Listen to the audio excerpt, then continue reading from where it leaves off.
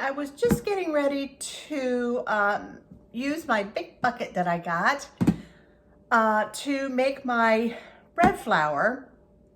When I make bread flour, to make it stretch a little bit more, and it works just as well for my breads, is to use a little bit of all-purpose flour, with the same amount actually of all-purpose flour and bread flour. So this, I believe, is a 25-pound container. I'm not going to fill it all that way today, but I have two bags, two 5-pound bags. So I'll start with that. One is a 5-pound bag of bread flour. One is a 5-pound bag of unbleached all-purpose flour. And then I have two bags that have already been opened. One's of bread flour, about half, and another one about half. So I'm going to be ending up dumping all of this into here, and I will mix it up really well in between add-ins, unless I have to switch over to something else. So, all right, let's go ahead and start with all this bread flour. Woo!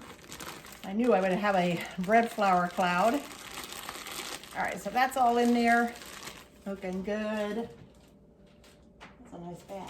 I like that bag. All right, let's go ahead and get that in there. Okay, now, you know, I don't think this is 25 pounds. In fact, I'm quite sure of it. So that's just 5 pounds right there. And now here goes 5 pounds of my bread flour. I'm gonna put this in little by little and just get that mixed up. This is how I do it. It's this simple, but you do have to have a nice big airtight container. And because it is going to be kind of heavy, it sure is nice to have something with a little handle on it that you can put at the bottom of your pantry, slide out, bend over, and just grab it by the handle. I mean, to me, when you're 60, that sounds awfully appealing. All right, a little bit more all-purpose, and we'll go ahead and mix that up. You know, this is going to be just perfect. I am so happy. I'm just so happy that I bought this because I'm loving it already.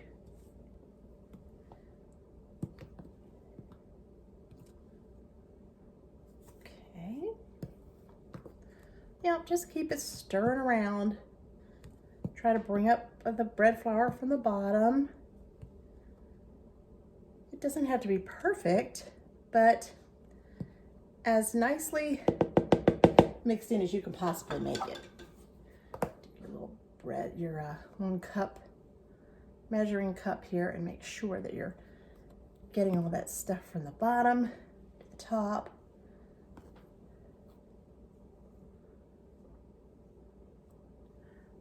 While you're doing this, you're kind of fluffing your flour about too, which is really the way to have your flour right before you're going to measure it. Now, I'm not baking bread right now, and flour will settle back down. So each time you want to use your flour, even if you're using all-purpose flour for cake or cookies or something, go ahead and do something like this to it first. Just kind of, you're not really sifting it, you're just kind of fluffing it, I guess. Fluffing up the flour so that it's nice and you get a perfect measuring cup full every single time, and it's not packed down. When it's packed down, it is you're not getting your proper measurement. And if you're making bread and you do that, you can end up with a very heavy loaf of bread. And a lot of people wonder, why is my bread so heavy and dry? Well, it's because you didn't measure your flour and your dough was too dry. Yeah. All right. Now, as for these last 2 bags, I could put those in there, but the question is, will I?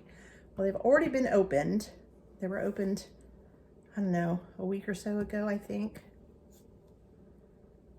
And there is plenty of room in here for them. So yeah, I'm gonna go ahead and do that.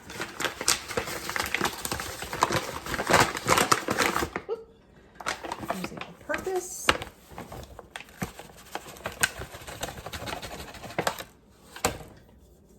Make sure that you do mark your container, whatever you keep it in, as bread flour.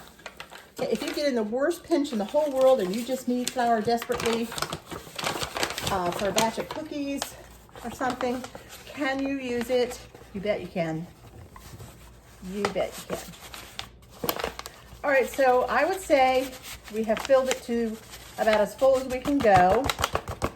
And that is just about even bread flour and all-purpose flour. Oh, I'm so excited. I finally got something that will hold everything I wanted to hold.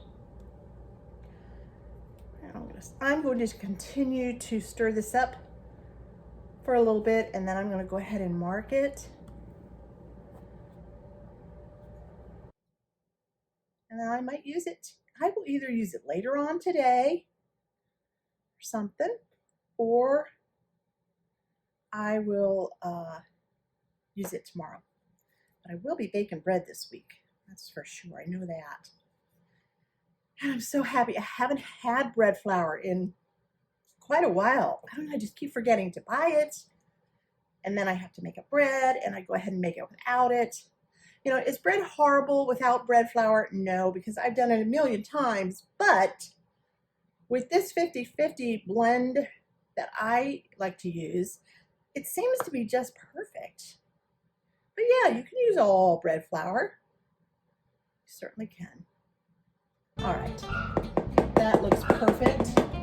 Let's put the lid on it. Oh, I'm so excited. I am so excited. It's the little things, you know. And there we go. See? Yeah. Woo! A V.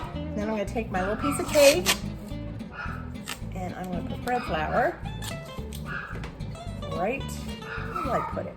I think I'll put it at the side here. And I'll go ahead and write on there with a marker, bread flour. And I'll probably put the date on there too, just like that. All right, we did it. Boy, what a mess I made. I was gonna say we made, but hey, you didn't make it, so I'm not gonna blame you. All righty, let me show you.